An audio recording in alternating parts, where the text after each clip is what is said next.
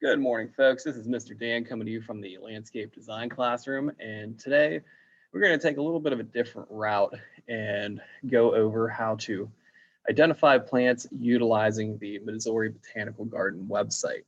So one of the major things in this class is identification of plants. For your NOCTI examination, you have to be able to identify 100 different plants by genus and species, and by common name, and by some of their different characteristics. So what we're going to do today is we're going to take a look at the Missouri Botanical Garden website, and we're going to go through the process of identifying an Acer palmatum, or for its common name, the Japanese maple. And the reason I chose this plant is because it is extremely popular here in Western Pennsylvania and extremely popular all over the United States, especially in the Northeast. So whenever we first jump on our computer here, the plant card will be available to you through Canvas. I have every single plant card uploaded for you to utilize. So you will be able to go in and download the one you need for that day and get in on using that. So what will come in those plant cards? You have your name, your scientific name, your common name, and two photos, one of the actual plant and then one of its leaf structure. So let's jump right in.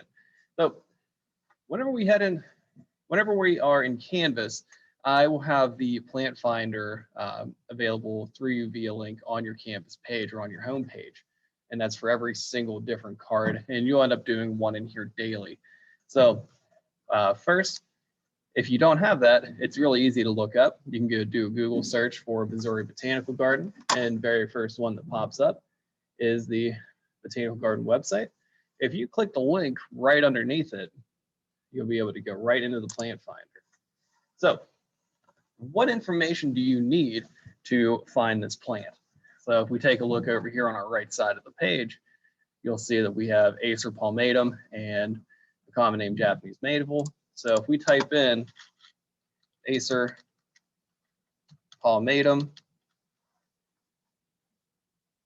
hit our search, and that is going to take us into some search results.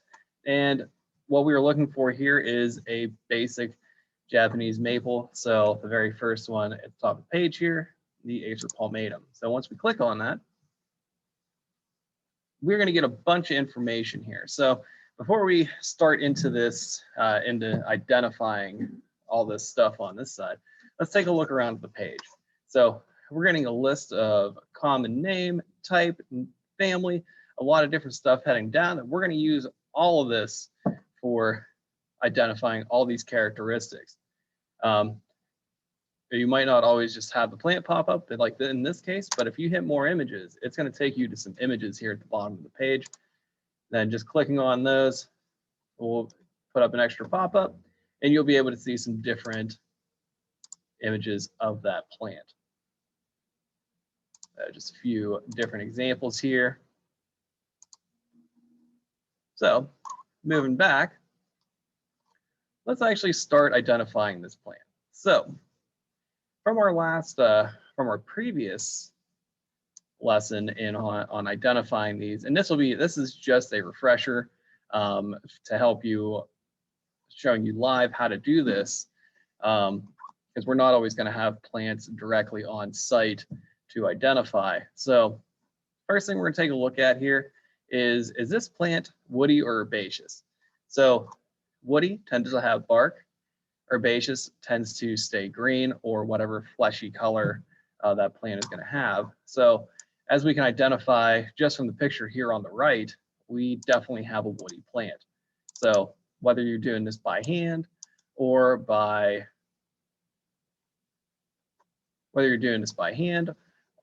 on the computer, you can do it different ways. So what I'm going to do today is we're just going to label that with red ink. And then whenever we take a look to see whether it's a tree, shrub, vine, ground cover, or what you'll do in the case of a flower is just write flower into that next column. you can take a look at the Missouri Botanical Garden page, and right underneath here where it says type, we have a tree. So we're going to go right into here. We're going to label that as a tree, and then we're going to move on to our next area. So how do we know if this plant is deciduous or evergreen? So when we take a look down the page, this is where you take your time to read through the culture, the noteworthy characteristics, problems, different uses. And throughout your reading in here, and I'm going to let you go through this on your own, we discover that this is a deciduous plant. And through our last lesson, if the plant has broad structure on it, then it is going to be, or width, it is going to be a broad leaf. So we're just going to mark that with an X. It's not evergreen whatsoever. And then we're going to take a look to see what our height and width are. So right here we have our height and spread. So our height, we're going to type in as 10 to 25 feet. And this is the mature height that these will get to. So whenever you're doing your design, whenever you're doing a landscape design, note in the design, especially for the people installing it and maintaining it, that this is how large the plant can get, but with maintenance, you can keep a plant like this much smaller. So next we have our spread, which is also can also be called the width. So that can be 10 to 25 feet. 25 feet as well. So next, we're going to take a look at the form of this plant. And we have a lot of different pictures that we can use to debate what kind of form that is. So in our previous lesson, we talked about the different forms. So I'm not going to make you read through, but we take a look at the different forms here. Does this look columnar? I would say no. Is this plant upright? I would say it does. It has a upright growing pattern. So we can mark that one. Does it have the shape of a vase where it's kind of going down a little bit curvy? Not so much with these. Is it spreading? It can.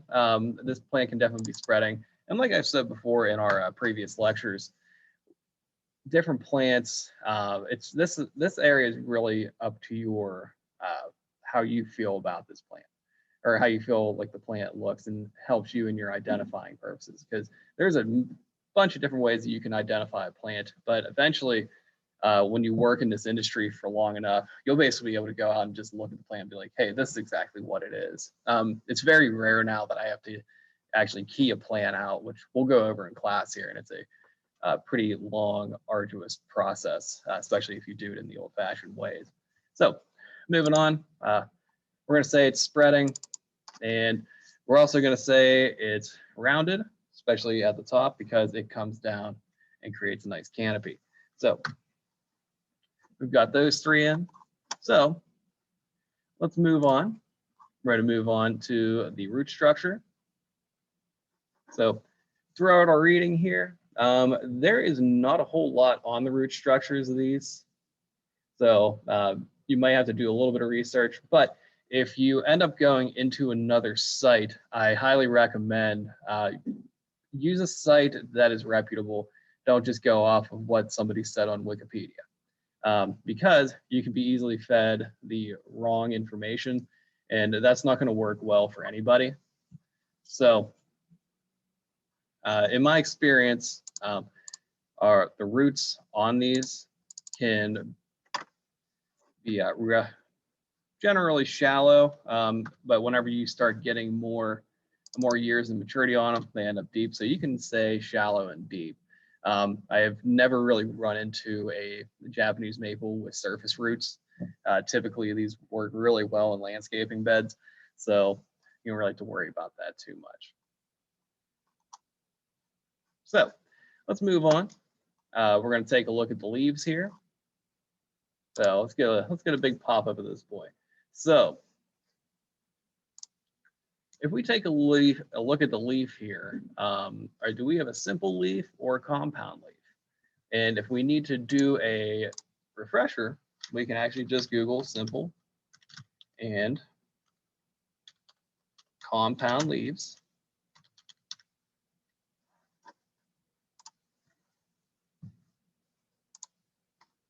So when we take a look here, a simple leaf is just on one single stem, and our compound leaf is a bunch coming off of multiple coming off multiple sides of the stem.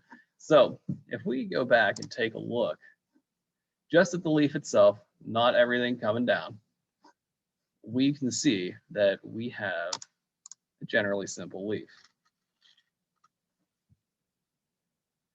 Now, whenever we look at the actual structure of the branch, then we can see that we have an alternate or opposite type of structure here. So opposite is going to be directly off each other. Alternate is going to be jumping side to side, kind of like you're in a video game. So we can definitely say that it is opposite. So our leaf out time, pretty much any deciduous plant is going to leaf out in the spring. So we're gonna type in spring here. Our summer color, if we take a look, and it depends on what type of Japanese maple you end up with. You can have anything from a green to red to purple color on these. So if we take a look at the leaves on this Japanese maple, we definitely get a nice red orangish leaf. So if I would type in red orange.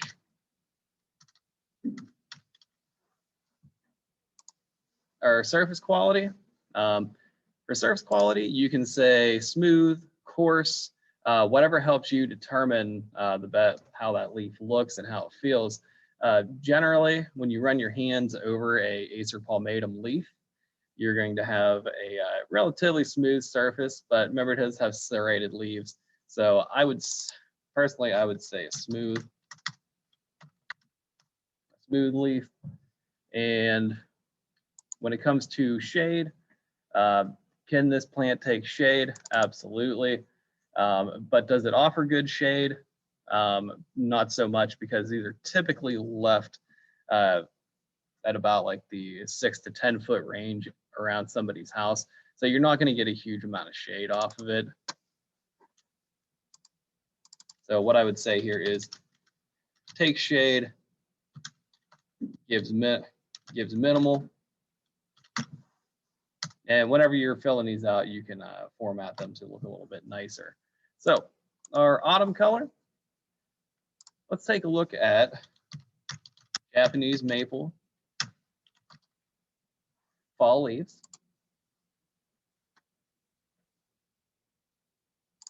And typically in the fall, I want to pop up a nice image here for you. Typically in the fall here, we have their leaves are probably some of the most beautiful in the world. So their color typically goes to like a yellow to orange. So yellow to orange.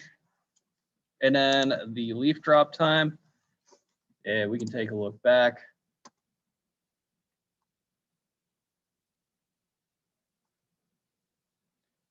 And typically plants here in Pennsylvania, their leaf drop time is going to be in the fall. So you can just say in the fall, typically October. It also depends on a lot of factors too. Was there a lot of heat? Was there drought in the summer? You might have some leaves fall off a little bit earlier. If you have a late fall when it starts to cool off, then you might have leaves on for a longer period of time. So we kind of live in a weird time right now, climate-wise. So you never really know what you're gonna find with that. So moving on, we are through leaves, and we're gonna take a look at different flowers. So some noteworthy characteristics here. You can read right here that it says the flowers are rather attractive up close, but are not particularly showy from a distance. So when we take a look, and I always debate flowers on this as showy, moderate, and conspicuous, but I look at it from a further distance. So I would probably say inconspicuous unless you're up close to it. So taking a look through, it tells you the color is a reddish purple.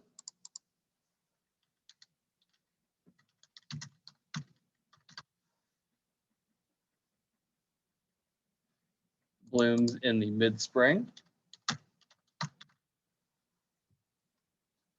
And I'll mark that right here, typically in April.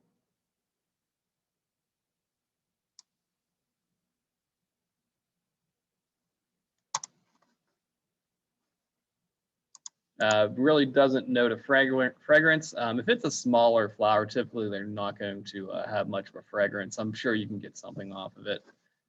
And for now, we're not going to worry about perfect monoecious, dioecious, or self-sterile. That's going to be down the road in a different lesson. So moving on, we're going to see what the fruits say here. So it says here that flowers are followed by samaras and pears. Samaras ripen in September to October. The fall color includes shades of yellow, red, purple, and bronze, and cultivars can be variable. So we take a look there. These are actually rather inconspicuous, but a lot of people refer to them as the helicopters. So we're going to say inconspicuous, the size,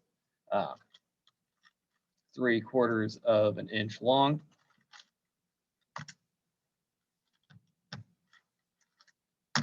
There we go. The time for these, as we just said, is going to be September to October. So you can just say Sept to Oct. And then the color of these guys is going to be a yellow, purple, perhaps like a little bit of a mixed bag. So moving on, we have a picture down here of what the bark looks like. So we answer this with two different things. The color of the bark, which is a light gray to light brown.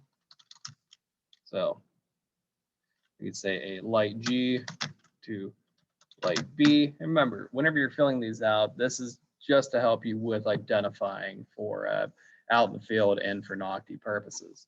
So our texture here, our texture looks a little bit coarse here. So nothing beats actually going out and looking at the plant. So we're going to say definitely more of a coarse bark.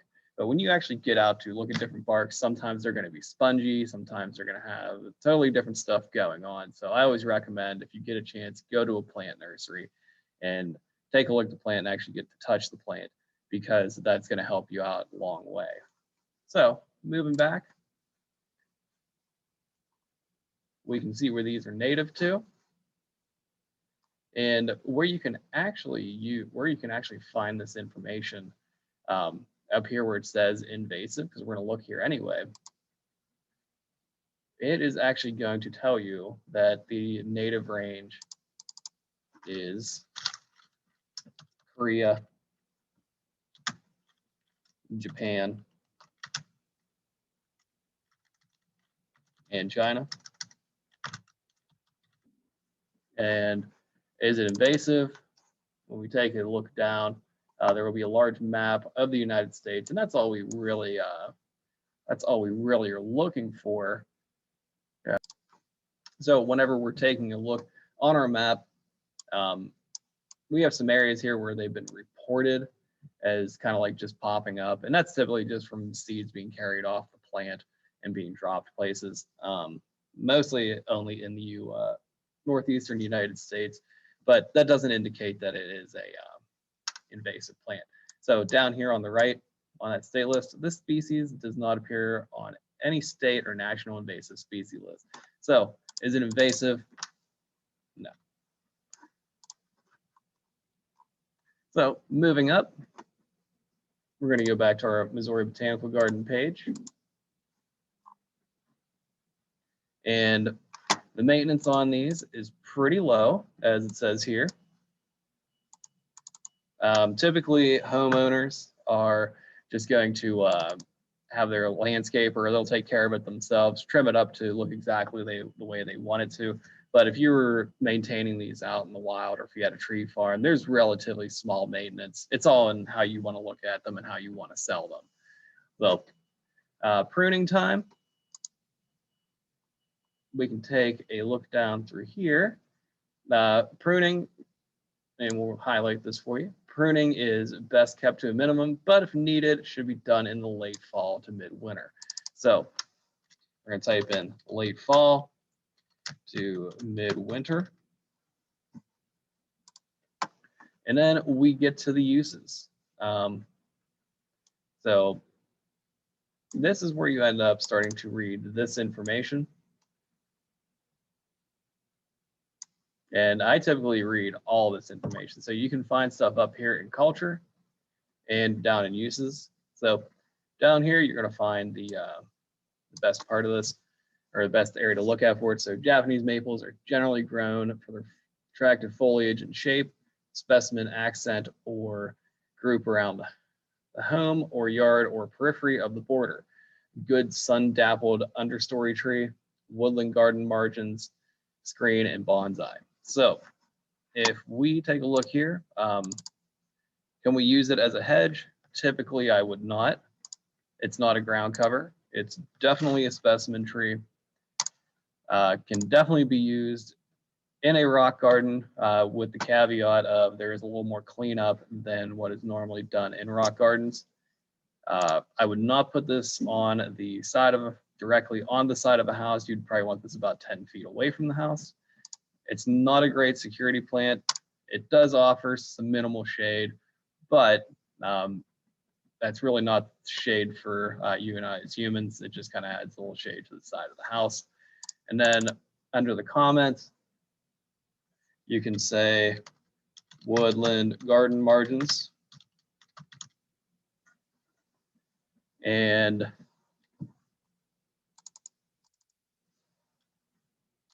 sun-dappled understory tree.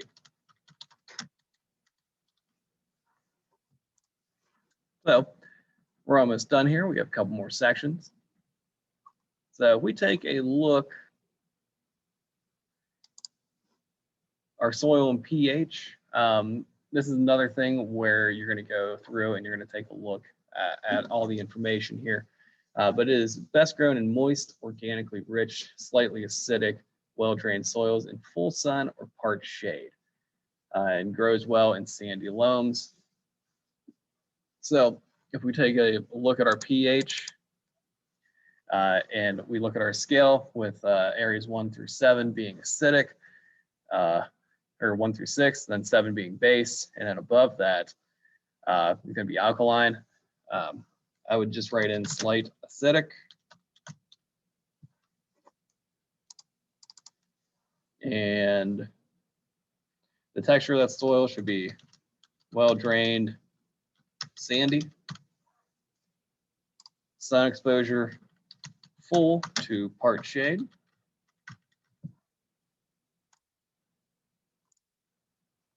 Watering, moist. And we take a look for wind tolerance. Wind tolerance is generally a little bit more for if you're just basically going to be in a windy area. From what I've seen in my experience, wind doesn't really play a huge factor on if these plant or if the Japanese maple lives or dies. I mean, if you're going to have microbursts, then of course, you know, those are winds reaching pretty high miles per hour. So that's kind of like a whole different story, but they're relatively wind tolerant. And then whenever we look for an indicator species, not really a whole lot here for indicator species because they actually come from Asia. So it's not, you know, if we looked over in Asia, they would probably have a better indicator species. But for identification here in the United States, I would say don't even worry about this. So our USDA zones are going to be zones 5 through 8. So you just go down through 6, 7, 8, mark those guys off. And then the very last section that you're going to hit is extra comments. And this is where you can put down anything from problems to different uses that aren't labeled above. For something like this, I typically use extra comments for different diseases and stuff, just to give me a reminder of what is what you might need to do. So if we take a look at the problems here, we have potential disease problems, including stem canker, leaf spots, fusarium, reticulum wilt, Tyrtus, and I'm not going to read the whole way through these, but it also notes bagworms and root weevils. So if you can identify, or as long as you put this in, you identify, then you can go in and do your research on how to fix some of these issues. So all I would do is just copy and paste that right over. And if you're just doing this by hand, you can obviously do a much shorter version. So we have completely filled out this card to the best of our knowledge so far, and these cards will be utilized on doing different planning plans in class here, testing and identification purposes. And like I said before, this is a major part of your NOCTI, so being able to utilize this for identification will definitely be all in your better favor. But that is the end of my presentation. If you have any questions on any of this, or if you have any questions on how I answered some of this stuff, please get in contact with me down here in the landscape design classroom. But I appreciate your time today, folks, and have a great day.